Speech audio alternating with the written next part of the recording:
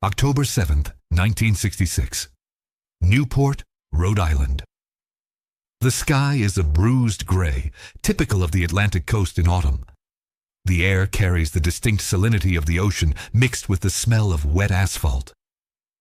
At the precipice of the cliff stands Rough Point, a fortress of English manorial architecture comprising 49 rooms, initially commissioned by the Vanderbilts. Inside these walls lives Doris Duke, 53 years old, possessing a net worth that defies the comprehension of the average citizen. But on this specific afternoon, the only metric that matters is the torque of a V8 engine. Sitting in the driveway is a 1966 Dodge Polara station wagon. This is not a delicate luxury vehicle. It is a 2-ton mass of Detroit steel, marketed to the American suburbs for its cargo capacity and safety. Under the hood, however, it houses a 383 cubic inch V8 engine capable of generating 270 horsepower.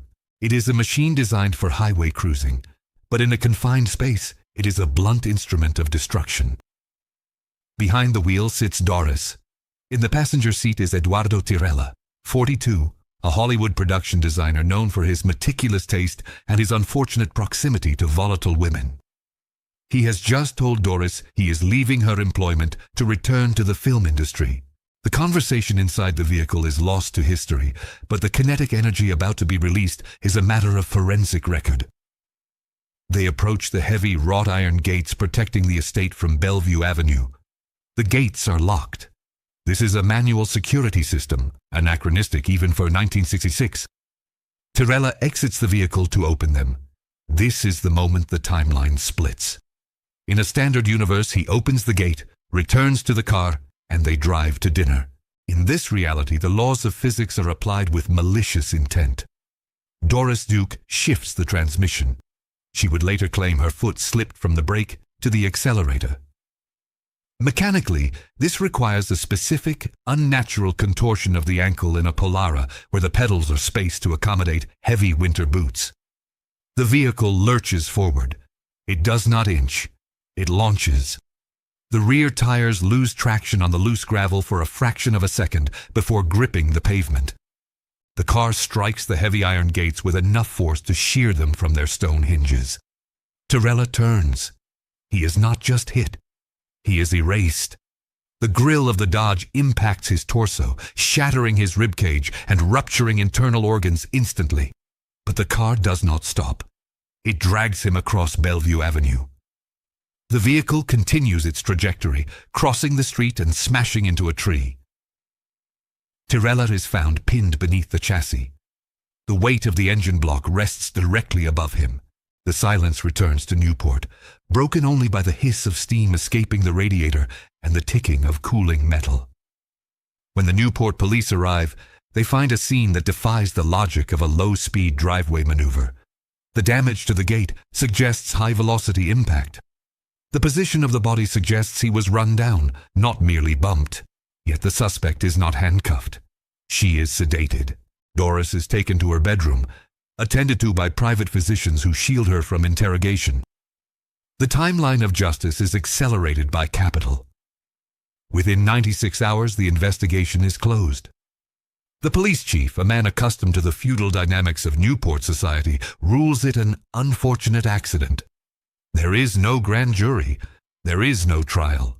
The local authorities seem paralyzed by the sheer magnitude of the Duke name. Then comes the financial settlement, a transaction as cold as the autopsy table. Doris's lawyers negotiate a wrongful death settlement with Tirella's family. They agree to $75,000.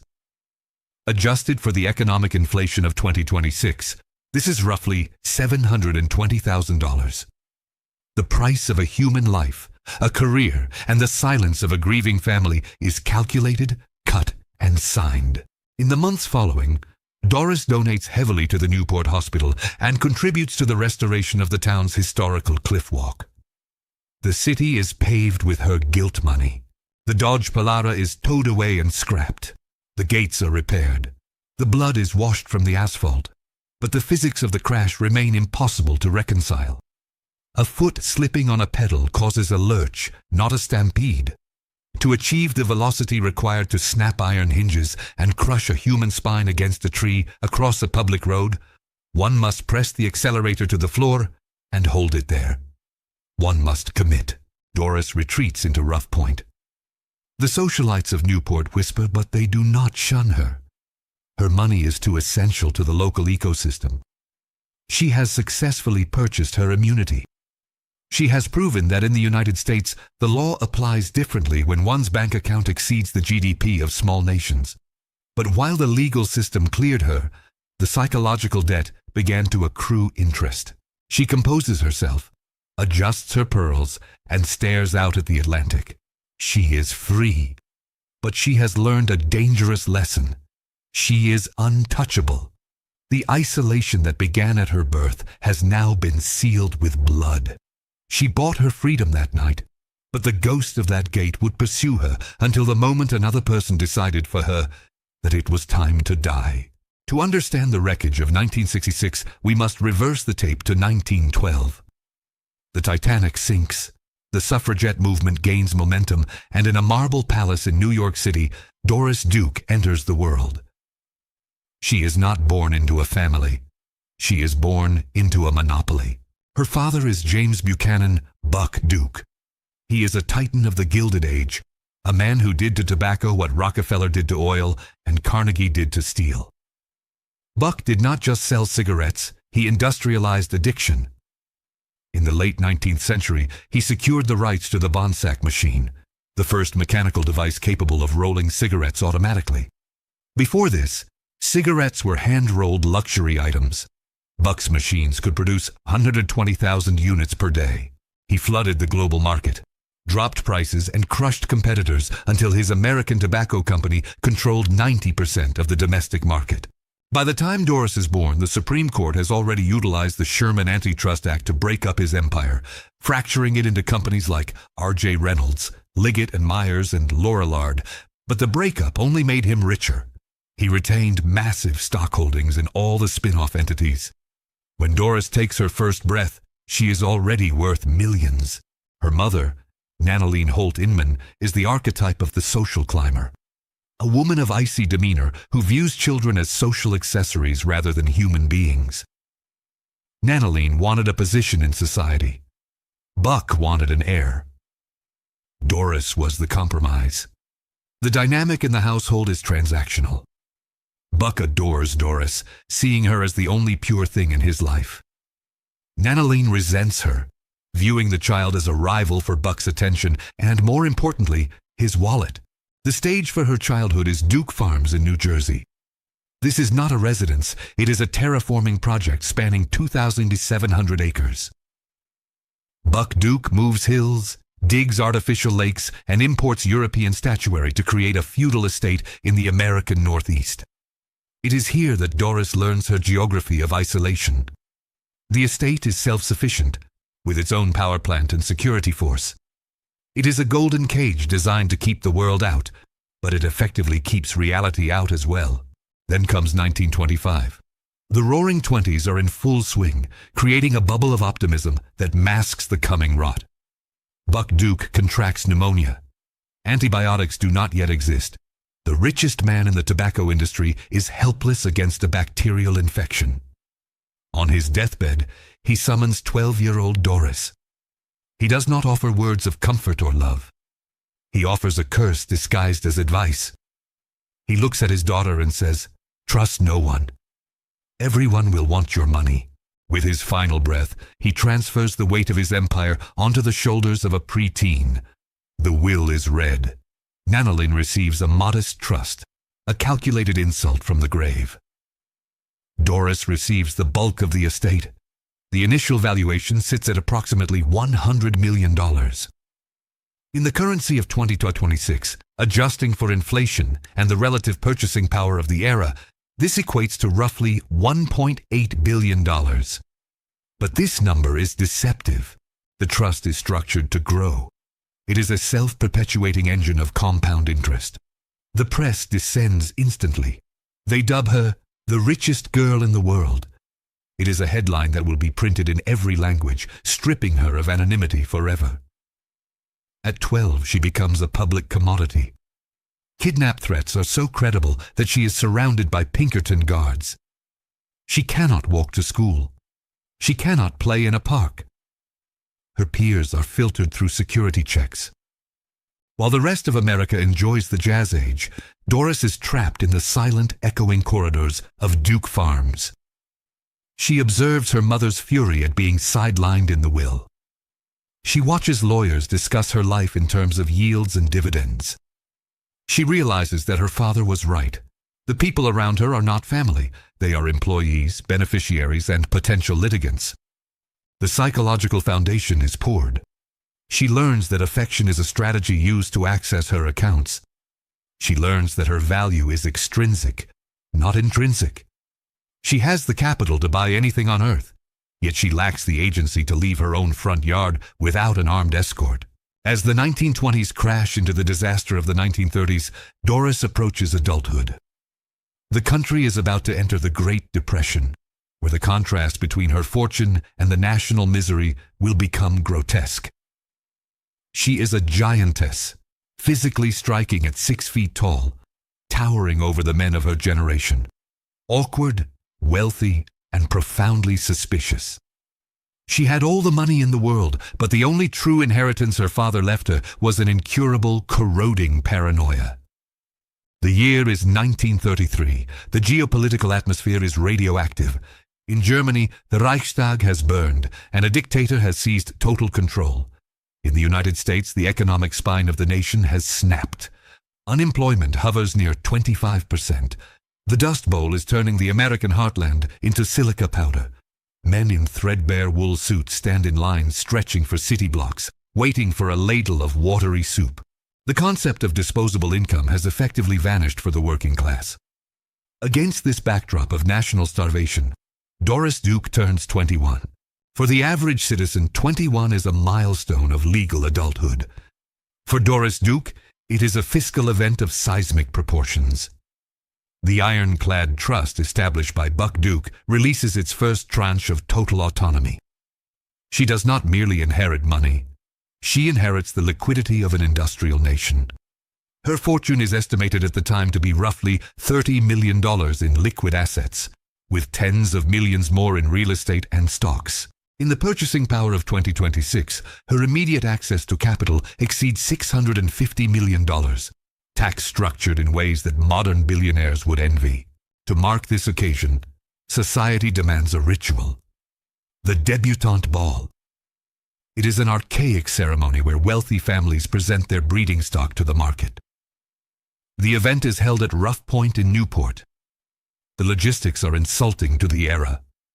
While families in Appalachia are boiling leather shoes for sustenance, Doris imports 3 separate orchestras to play continuously so the music never stops. Thousands of orchids are flown in on ice, struggling against the humid Rhode Island summer.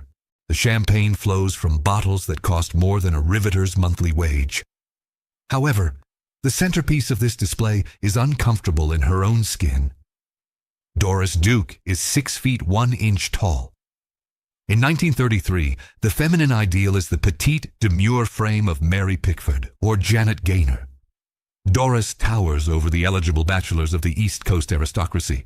She has a sharp Prognathaus jawline, the Duke chin, and large feet that require custom-made shoes. She is physically imposing, athletic, and awkward. The cameras do not flatter her. The press, starving for glamour to distract the populace from the Depression, descends upon her with predatory hunger. The technology of celebrity journalism is changing. The invention of the flashbulb has replaced flash powder, allowing photographers to ambush subjects in rapid succession. Doris is blinded by magnesium flares wherever she goes. They call her the Golden Girl, a moniker that reduces her existence to her bank balance. She attempts to navigate this social minefield, but the disconnect is absolute. She dances with men who are terrified of her height and intimidated by her portfolio. She realizes that any suitor in this ballroom is likely doing mental arithmetic while holding her hand.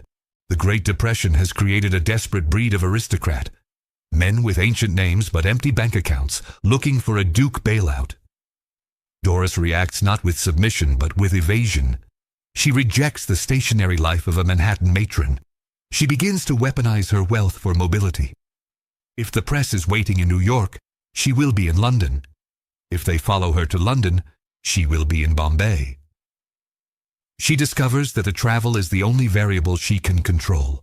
She books passage on ocean liners, not in the first-class cabins, but in the owner's suites.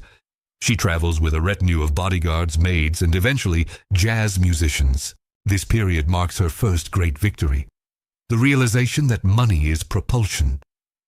She begins to spend with a velocity that alarms her trustees. She buys anonymity by buying distance. But even as she flees across time zones, the fundamental truth of her existence remains tethered to her. She is a target. The world sees a walking ATM. She sees a hostile environment. She assumed that turning 21 and accessing her fortune would grant her control.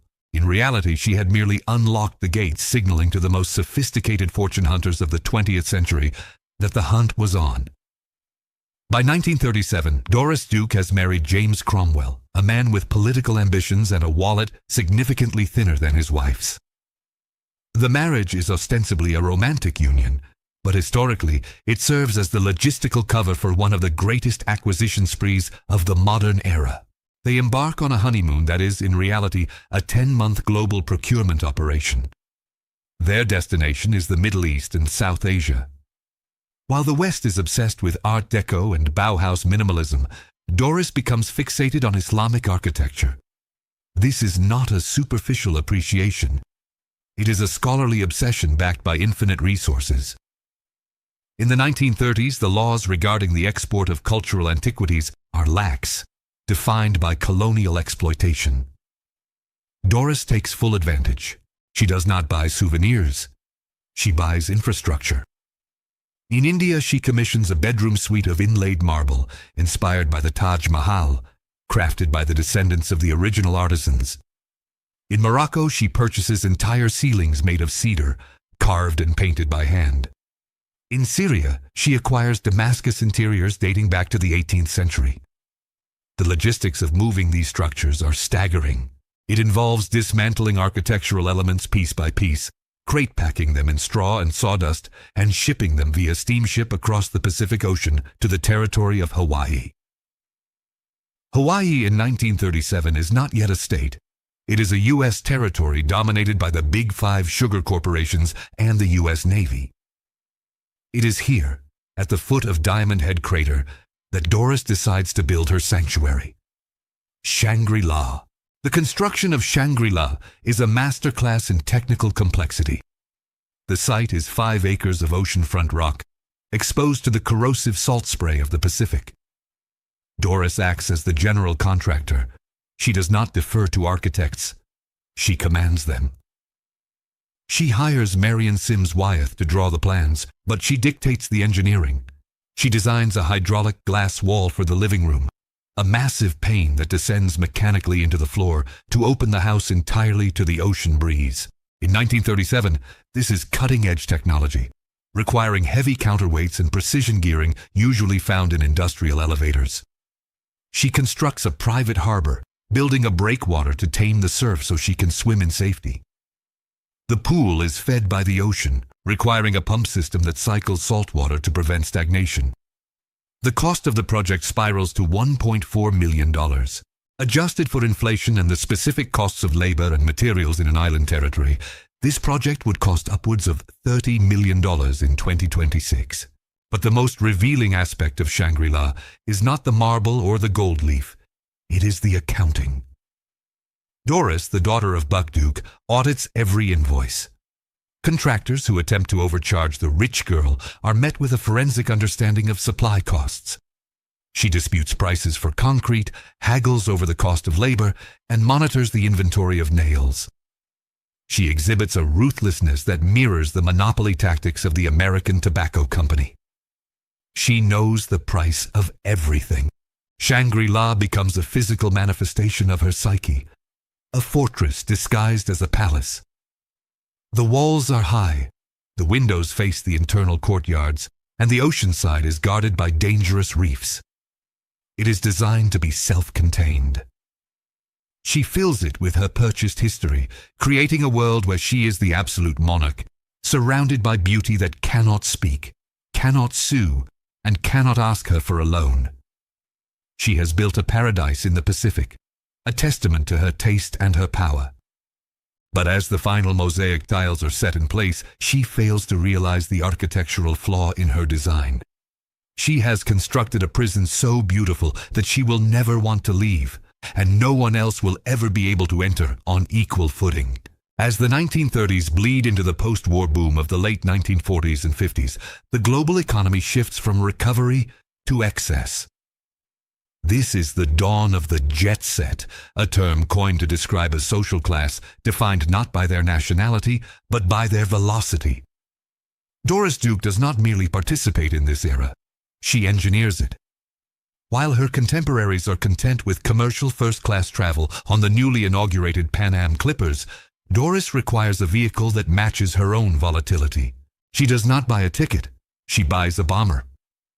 Her aircraft of choice is a North American B-25 Mitchell. This is not a luxury liner. It is a medium-range bomber designed for the Pacific theater of World War II, famous for the Doolittle raid on Tokyo. It is a machine built for violence, powered by two Wright R2600 Cyclone radial engines, each displacing 42 liters and generating 1,700 horsepower. In its military configuration, it carries 3,000 pounds of high explosives and a crew of 6. Doris purchases one as military surplus and initiates a conversion process that defies aeronautical common sense. She strips the gun turrets and the bomb bay. In their place, she installs a soundproofed stateroom, a galley, and plush velvet seating.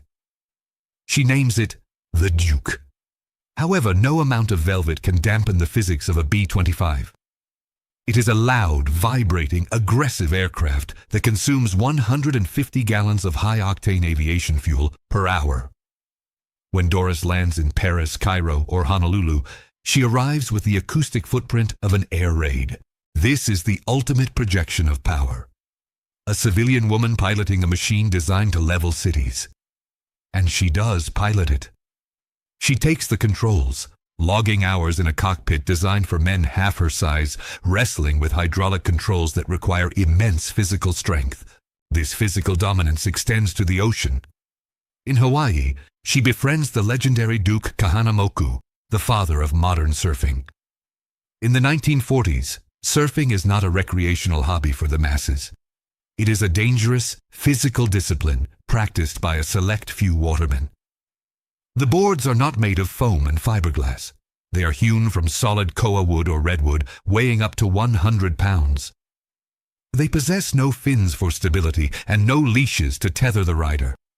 If you fall, you swim. Doris Duke, standing 6 feet 1 inch with the shoulders of a competitive swimmer, becomes the first non-Hawaiian woman to surf competitive class waves. She is an anomaly in the surf breaks of Waikiki, a towering white Heiress charging down the face of 15-foot swells alongside native Hawaiians. There is no security detail in the water. The ocean does not recognize her bank account. For a few seconds on the wave, she is engaged in a meritocracy of survival. It is the only place on Earth where she is judged solely by her balance. Back on land, however, the meritocracy evaporates. Her social life in Newport and Hollywood becomes a study in manufactured consent. Her parties are logistical marvels. At Rough Point, she commissions temporary infrastructure to support hundreds of guests. She flies in jazz legends, men like Joey Bushkin, to play the piano. But this is not a concert. It is a capture. She pays them to play for her, often alone, in the cavernous music rooms of her estates. The music is vibrant, improvisational, and soulful, but the context is sterile. She consumes the culture of the Jazz Age with the same detachment she applies to collecting Persian tilework. She begins to curate her inner circle with a dangerous criteria: availability over sincerity. She surrounds herself with a retinue of walkers, gay men who, in the homophobic climate of the 1950s, need the protection of her wealth as much as she needs their safe, non-sexual companionship. She pays for their suits, their dinners, and their silence. It is a symbiotic parasitism. The cost of this lifestyle is astronomical. Maintaining the Duke, the yachts, the staff of hundreds across 5 estates, and the constant travel burns through millions annually. In 2026 currency, her burn rate for lifestyle maintenance hovers around $25 million a year. She is stimulating entire local economies simply by waking up in the morning. Yet there is a mechanical coldness to her hedonism. She seeks adrenaline in the cockpit and on the waves because the dopamine response in her brain has been dulled by the availability of everything. When you can have anything, you want nothing. She pushes the limits of safety because danger is the only sensation that feels authentic. She is the golden ghost of the international circuit, omnipresent in the society pages, yet physically untouchable. She could tame the Pacific Ocean and pilot a bomber through a storm, but inside the master suites of her fortresses, the silence was becoming deafening, a vacuum that no amount of engine noise could fill. To the public consuming the tabloids in the grocery checkout line, Doris Duke is a romantic figure. To the forensic historian, her romantic life is a series of failed mergers and hostile takeovers. She does not marry for love. She marries for leverage, and in every instance, she miscalculates the volatility of the asset. Her first husband, James Cromwell, whom she marries in 1935, is a textbook case of ambition-seeking capital. Cromwell is 12 years her senior, a man of pedigree but limited liquidity. He treats Doris not as a wife, but as a campaign donor. He utilizes her fortune to finance his ascent in the Democratic Party. In 1940, President Franklin D. Roosevelt appoints Cromwell as the U.S. ambassador to Canada. Historians agree this appointment is not based on Cromwell's diplomatic acumen, but on the implicit understanding of the Duke fortune's support for the New Deal. Doris pays the bills. She funds the embassy lifestyle, the dinners, the travel. But Cromwell is a man of his era. He expects patriarchal submission from a woman who could buy and sell his entire lineage. He demands she adhere to a budget. She laughs at him. The power dynamic is inverted. In the 1940s, a husband legally controls the household, but Doris controls the trust. The friction leads to a bitter divorce in 1943. Cromwell demands a $7 million settlement. Doris's lawyers, displaying the scorched earth tactics of the American Tobacco Company, destroy him in court. He leaves with a fraction of his demand, and Doris retreats, bruised but financially victorious. Then enters Porfirio Rubirosa. If Cromwell was a mistake, Rubirosa is a catastrophe. He is a Dominican diplomat, a playboy, and a suspected political assassin for the dictator Rafael Trujillo. He is the archetype of the Latin lover, a man whose sexual prowess is so legendary that in Parisian restaurants, the giant pepper grinders are jokingly named Rubirosas. But he is also a predator. When he meets Doris in 1947, he is married to the French actress Danielle Darrieux. Doris does not court him, she negotiates for him. She reportedly pays Darrieux $1 million, roughly $13 million today, to agree to an uncontested divorce. It is a transaction. She buys the husband off the shelf.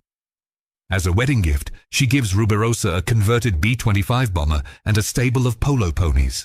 The marriage lasts 1 year. It is a year of violence and humiliation.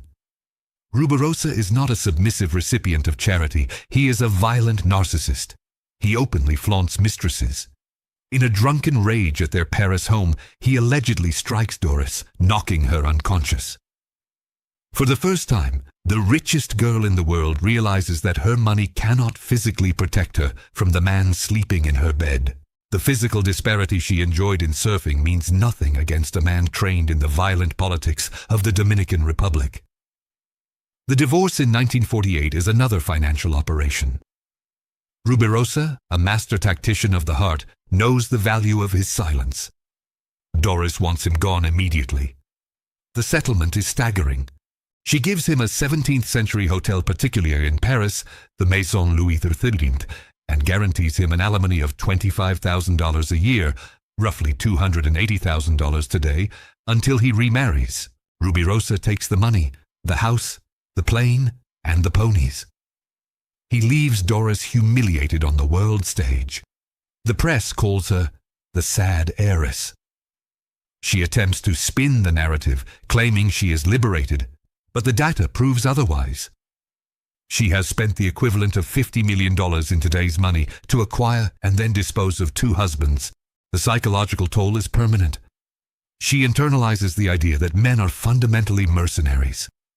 They are commodities that depreciate rapidly and carry high maintenance costs.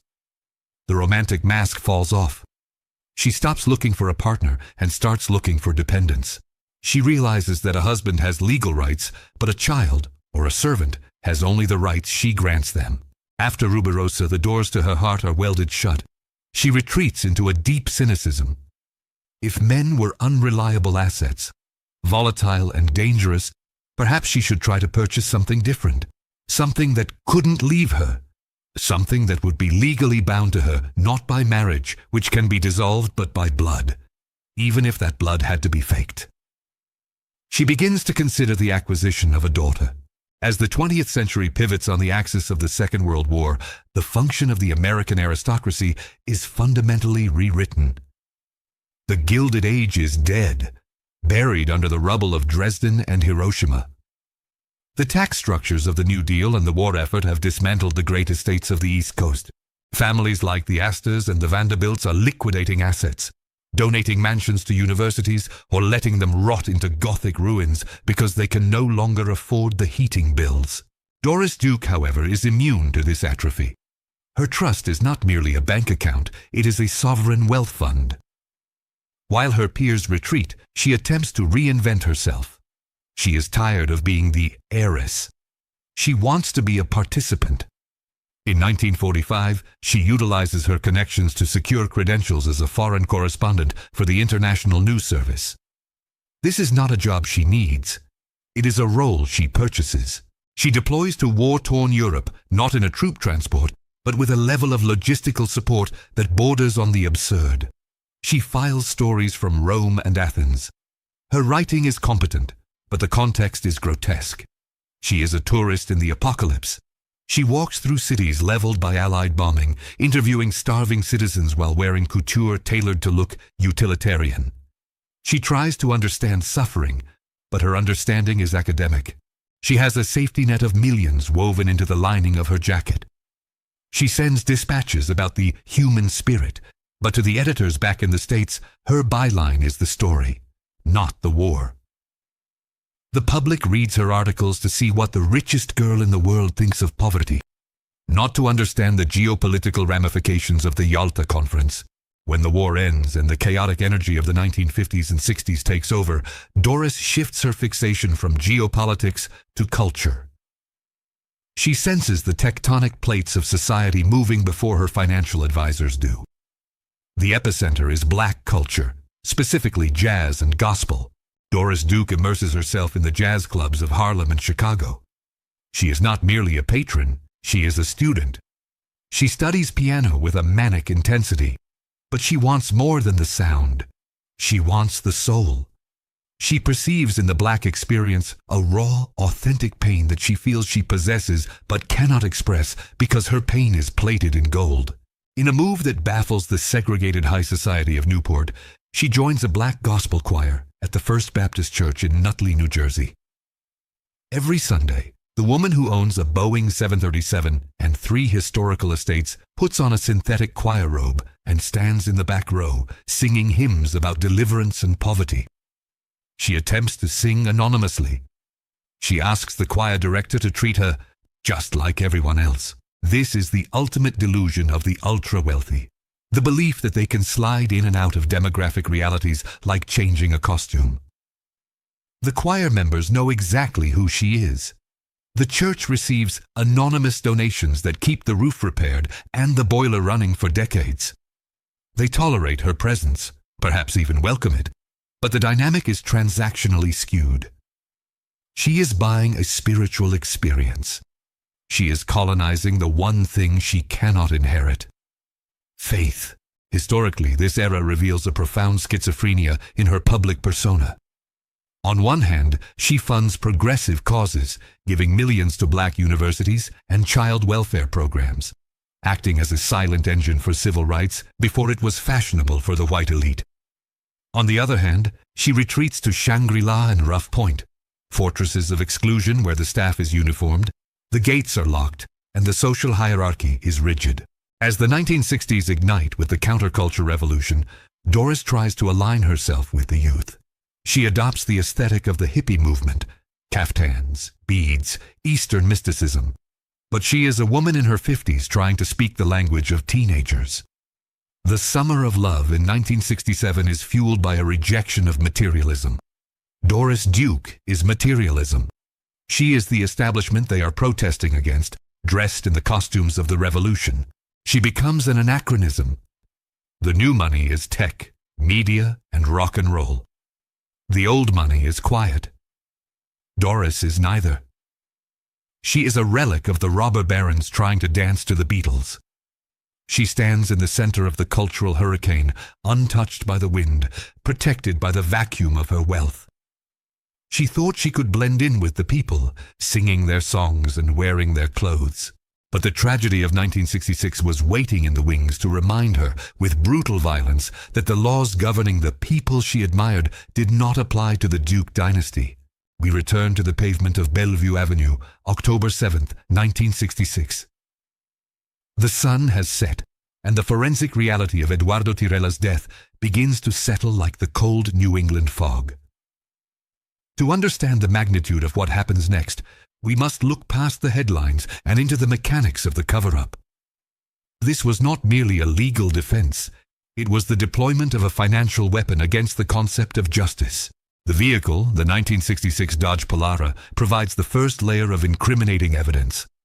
This car features a torque-flight 3-speed automatic transmission. The shift pattern is PRNDL, park, reverse, neutral, drive, low. To move from park to drive requires a deliberate mechanical action. The lever must be pulled down past reverse and neutral. It engages with a distinct tactile clunk. Doris Duke's claim that she intended to press the brake but hit the accelerator implies she was in drive while the car was stationary. But forensic logic dictates that if she were simply waiting for Tirella to open the gate, the car should have been in park, or she should have had her foot firmly on the brake to prevent the creep inherent in high-torquey V8 engines. For the car to surge forward with enough kinetic energy to crush a man and snap iron bolts, the throttle must be opened wide. The 4-barrel carburetor floods the engine with fuel. The rear wheels spin. This is an act of aggression, not a slip. Tirella was not just struck. He was pinned and dragged. The autopsy reveals massive trauma. Crushed lungs, a severed spine, and internal hemorrhage. He did not die instantly. He died in a confused, agonizing blur of chrome and asphalt. The investigation that follows is a masterclass in local corruption. The Newport police chief, Joseph Radice, takes charge of the scene. Normal protocol demands a toxicology test for the driver. Doris is never tested for alcohol or barbiturates, despite her known dependency on prescription medication. She is not taken to the station for interrogation. She remains in her bedroom at Rough Point, sedated by her own doctors. The police interview her briefly, days later, in a setting she controls. Within a week, Chief Radice declares the case closed. It is ruled an unfortunate accident. The files are sealed. The brevity of the investigation is suspicious. The financial aftermath is blatant. Shortly after the ruling, Chief Radice retires. He purchases 2 condominiums in Florida. Rumors circulate in Newport for decades about the source of the funds, but the paper trail is buried under layers of cash transactions. Doris Duke effectively purchased a police department. With the legal threat neutralized, Doris turns her attention to a darker obsession, the decay of her own body. The guilt of Tirella's death does not manifest in confession, but in a desperate attempt to outrun mortality. She becomes terrified of aging. In the late 1960s and 70s, she begins to frequent the clinic of Dr. Paul Nijhans in Clarence, Switzerland. Dr. Nijhans is a controversial figure, the pioneer of fresh cell therapy. The procedure is the stuff of science fiction horror. It involves harvesting live cells from the fetuses of sheep, specifically the liver, heart, and placenta of slaughtered ewes. These cells are liquefied and injected directly into the buttocks of the patient, with the theory that the young animal cells will revitalize the aging human organs. It is a xenotransplantation without regulation. Doris subjects herself to these injections repeatedly. The biological risk is immense: anaphylactic shock, prion diseases, infection. But she pays tens of thousands of dollars for the privilege. She combines this with experimental plastic surgeries.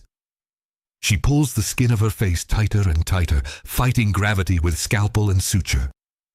The result is a visage that becomes increasingly mask-like. Her eyes narrow. Her skin takes on a waxen sheen, and her expressions become limited by the tension of the scar tissue. She is trying to embalm herself while still alive. The irony is palpable. The woman who crushed a man to death with a machine is now trying to become a machine herself, impervious to time, pain, and consequence. But the paranoia grows. The accident with Tirella proved that she could kill and walk away, but it also proved that chaos could enter her gates. She begins to fear that the world wants retribution. She installs more locks. She hires more guards. She trusts fewer people. She escaped the justice of man, but she could not escape the judgment of her own mind. The isolation deepens. She realizes that her money can buy the police, the judges, and even the cells of unborn animals, but it cannot buy a trustworthy companion. She is ripe for the arrival of the ultimate predator. She needs a keeper who is as broken as she is. She leaves the door ajar, and the shadow of the butler steps in. By 1988, Doris Duke is 75 years old. The physical isolation of her estates has been compounded by a metaphysical isolation. She has outlived her parents, her friends, and her relevance in the modern cultural zeitgeist. Desperate to fill the void where a family should be, she commits an act that blurs the line between maternal instinct and psychiatric delusion. She adopts a child. But this is not an infant from an orphanage. It is a 35-year-old woman named Chandi Hefner. Chandi is a former devotee of the Hare Krishna movement, a sect that flourished in the spiritual vacuum of the 1970s. She is the sister of Doris's third husband's ex-wife, a genealogical tangle that would baffle a probate lawyer. Doris does not choose her for her character. She chooses her for her spirit. In a moment of profound magical thinking, Doris becomes convinced that Chandi is the literal reincarnation of Arden, the daughter she gave birth to in 1940, who died 24 hours later. The adoption is legally processed in New Jersey. In the eyes of the state, this 35-year-old woman is now the sole heir to the Duke fortune. The dynamic that follows is a grotesque piece of performance art. Doris demands that Chandi recreate the childhood she never had. They begin to dress in identical haute couture outfits, matching Dior suits, matching evening gowns, creating a visual dissonance that disturbs everyone around them. They travel the world like a twisted version of twins, separated by 40 years of age. Doris buys Chandi a ranch in Hawaii, horses and jewels. In return, Chandi provides the adulation Doris craves. But the relationship is built on a fault line. Chandi, having tasted the power of the Duke credit line, begins to assert agency. She forgets that she is an employee in the role of a daughter, not an actual blood relation. She begins to make demands. She argues with the staff. She attempts to direct the pilots of the private jet. The rupture, when it comes, is swift and technically brutal. The year is 1991. The location is the Shangri-La estate in Hawaii. The specific catalyst remains obscured by non-disclosure agreements, but the mechanical response of Doris Duke is a matter of record. Doris waits for Chandi to leave the property. Some reports say she sent Chandi to buy milk. Others say Chandi went for a drive. As soon as the taillights of the car clear the perimeter, Doris orders the security detail to engage the lockdown protocol. The gates of Shangri-La are electronic, reinforced steel. The codes are wiped from the keypad. The guards are instructed that Chandi Hefner is now a trespasser. When Chandi returns, she finds the fortress sealed. She is not just locked out of a house, she is locked out of a life. Doris does not come to the gate to explain. She delegates the eviction to the security team. Chandi is left on the asphalt with nothing but the clothes on her back and the keys to a car she no longer owns. The legal machinery spins into action immediately. Doris's lawyers file to annul the adoption. This is a rare legal maneuver. Adult adoption is binding, usually reserved for inheritance purposes. To undo it, Doris has to prove that the relationship has irretrievably broken down. She writes Chandi out of the will with a stroke of a pen that costs the younger woman roughly $1 billion in future assets. The settlement is a study in ruthlessness. Chandi sues. Doris, utilizing the scorched earth tactics of her father's tobacco wars, settles for a reputed $65 million. Adjusted for the inflation of 2026, this is nearly $140 million. It is a massive sum for a normal citizen, but for Doris, it is a nuisance fee. It is the price of an eraser. In the aftermath, Doris stands in the center of her empty palace. She has successfully purged another human being from her orbit. She turns to her staff and issues a chilling declaration. I have no family. I am alone. The stage is now cleared of all rivals. The husband is gone. The daughter is gone. The friends are dead. The house is silent except for the soft tread of the only person left standing in the wings. A man who carries a tray of wine and wears a ponytail. The butler is ready to make his entrance. Nature abhors a vacuum, and so does a fortune. With Chandi Hefner purged from the ecosystem, the space at Doris Duke's right hand is filled by Bernard Lafferty. Lafferty is an anomaly in the world of high-service domestic staff. He is not a trained English butler from a prestigious household academy. He is an impoverished Irishman, orphaned young, semi-literate, and a functioning alcoholic. He arrived in the United States with nothing, working his way up through the service industry with a unique skill set: sycophancy. He was recommended to Doris by the singer Peggy Lee. Doris, in her advancing dementia and paranoia, found his lack of sophistication charming. She saw him as simple and loyal, mistaking his incompetence for innocence. By 1992, Doris is 80 years old. The physical vessel is failing. The woman who once surfed 30-foot waves now struggles to navigate the stairs of Rough Point. She suffers a series of falls, resulting in broken hips and knee surgeries. The orthopedic trauma is severe, but the chemical aftermath is fatal. To manage the pain, her doctors prescribe a regimen of opiates that would fell a horse. Demerol, morphine, and codeine become her daily diet. The side effects of high-dose opioids in the elderly are well documented: confusion, constipation, respiratory depression, and extreme paranoia. Doris spends her days in a twilight state, unable to distinguish between memory and hallucination. This is the moment Bernard Lafferty seizes control. He does not stage a coup. He stages a quarantine. He appoints himself the gatekeeper. He moves into the master suites of her estates. He begins to control the telephone lines. When old friends call, people like Elizabeth Taylor or Imelda Marcos, Lafferty tells them, Miss Duke is indisposed, or she is sleeping. Eventually, he stops taking messages altogether. He feeds her paranoia, whispering that the maids are stealing the silver, that the lawyers are plotting against her, that the doctors are spies. He isolates her in her bedroom at Duke Farms, a room with heavy velvet curtains drawn against the sun. The air is stale, smelling of rubbing alcohol and unwashed linens. As Doris fades, Lafferty ascends. He begins to wear her jewelry, not just in private, but openly. He is seen wandering the halls of the mansion wearing strings of priceless pearls and diamond brooches pinned to his butler's uniform. He raids the wine cellar, one of the finest in the world. He opens bottles of 1929 Romanée Conti, wines worth $20,000 a bottle in today's market, and drinks them alone, in a stupor, while Doris moans in pain in the next room. He spends her money with manic energy. He charges hundreds of thousands of dollars on her credit cards for household expenses that are never itemized. He fires the longtime staff, the gardeners, the chefs, the maids who had served Doris for decades, and replaces them with his own loyalists, people who will not question why the butler is wearing the mistress's diamonds. Doris Duke is now a prisoner in a jail made of gold.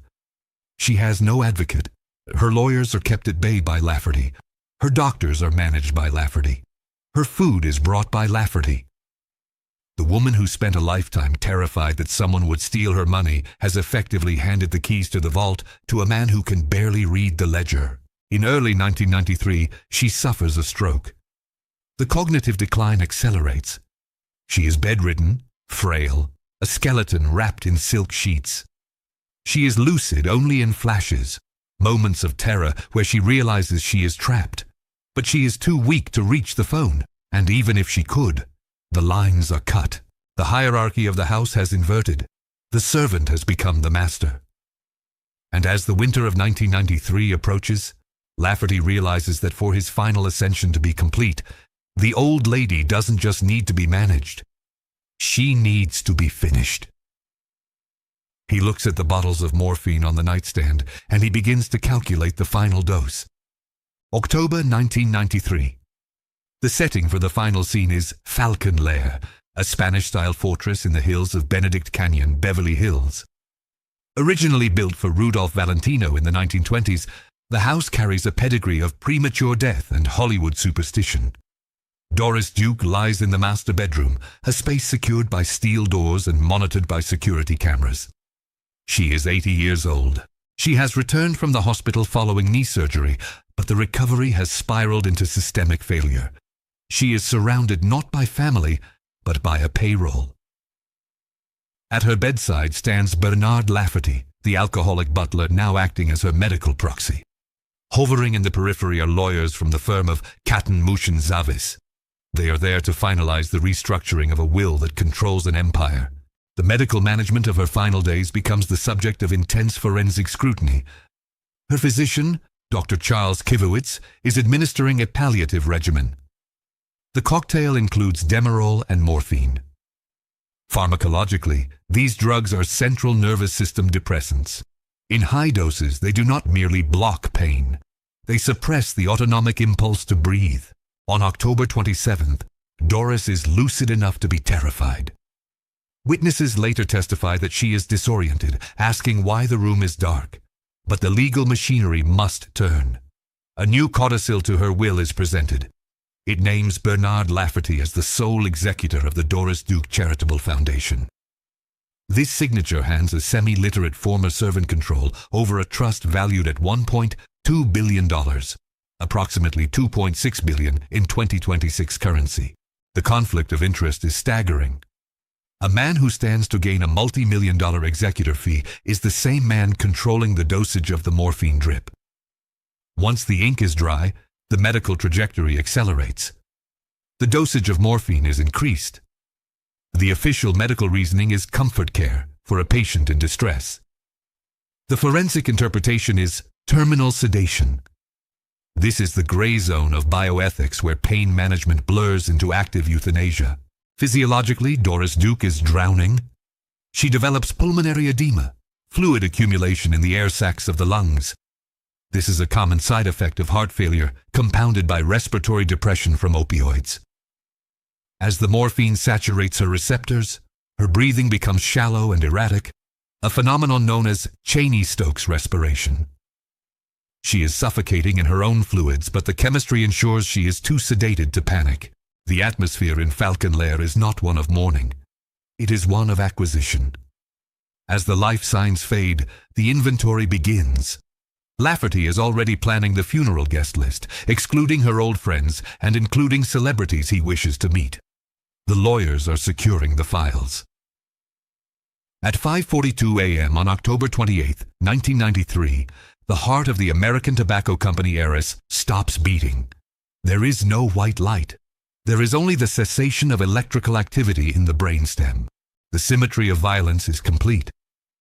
27 years earlier, Doris Duke used a machine of steel and gasoline to crush the life out of Eduardo Tirella on a gravel driveway. Now, a machine of law and pharmacology has crushed the life out of her in a silk-lined bed. The impunity she purchased in 1966 has expired. She dies not as a titan of industry, but as a heavily medicated asset being liquidated by her own staff.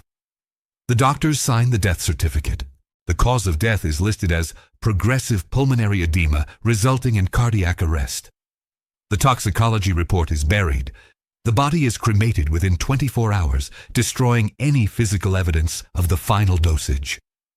The richest girl in the world is reduced to ash, and the butler is handed the keys to the kingdom. The death of Doris Duke triggers the greatest will contest of the 20th century. It is a legal nuclear war fought in the Surrogates Court of Manhattan. For 3 years, a phalanx of 40 lawyers charges $500 an hour to dismantle the validity of the deathbed signature. The protagonist of this chaos is Bernard Lafferty. For a brief, surreal window of time, the ponytailed butler is one of the most powerful philanthropists in America. He spends the estate's money with the reckless abandon of a lottery winner. He travels first class, buys custom suits, and donates Duke funds to charities endorsed by his favorite pop stars. But his reign is unsustainable. The legal pressure reveals his incompetence and his larcenous use of estate funds. In 1996, the court removes him as executor. However, the system protects its own. Lafferty is not sent to prison for fraud or elder abuse. Instead, he is bought out. He receives a settlement of $4.5 million, roughly $9 million in 2026, and a lifetime stipend of $500,000 a year. He retreats to his own mansion in Los Angeles. But the curse of the Duke money follows him. 6 months later, Lafferty dies in his sleep, his heart failing under the weight of luxury and alcohol. He was 51. With the parasites removed, the fortune is finally converted into its intended form. The Doris Duke Charitable Foundation. The assets are staggering. The foundation is capitalized with $1.8 billion. It becomes a juggernaut of philanthropy, funding medical research, environmental conservation, and the performing arts. The irony is sharp. The money that brought Doris nothing but paranoia and isolation in life is now responsible for saving thousands of acres of wilderness and funding breakthroughs in sickle cell anemia research. Her capital is finally doing good, but only because she is no longer around to manage it. Her great fortresses, Rough Point in Newport and Shangri-La in Honolulu, are transferred to the public trust. They are transformed into museums.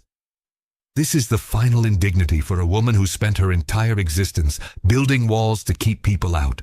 Today, tourists pay $25 to walk through the living room where she played jazz piano alone. They trample the carpets of Shangri-La, taking selfies in front of the Mughal arches she imported piece by piece. The security guards who once kept the world at bay are replaced by docents who narrate her tragedy as entertainment. Her bedroom, the sanctuary of her paranoia, is now a stop on the audio tour. We walk through these rooms today and admire the Louis Vuitton furniture and the Thai silk tapestries. We calculate the cost of the marble and the value of the gold leaf. But if you listen past the chatter of the tourists and the hum of the climate control systems, there is a profound hollowness in these spaces. They are not homes. They are stage sets for a play that was a tragedy from the first act. The life of Doris Duke serves as a forensic case study in the limitations of material wealth. She possessed the resources to alter reality, to move mountains, to change laws, to buy silence, but she could not purchase the one commodity that matters: peace. In the end, Doris Duke proved the most cruel thesis of capitalism. You can buy the innocence of a police department. You can buy the affection of a husband. You can even buy the history of the world and ship it to Hawaii crate by crate. But there was never enough money in the Federal Reserve to buy a good night's sleep.